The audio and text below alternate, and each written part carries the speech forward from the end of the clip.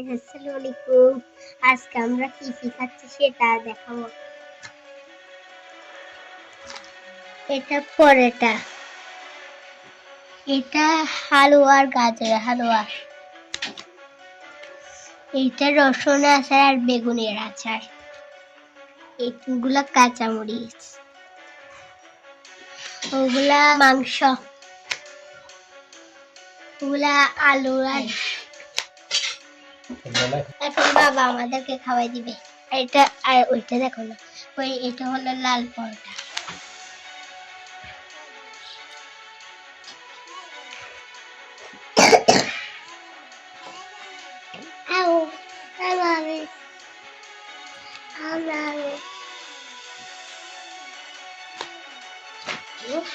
মজা হচ্ছে জানুন।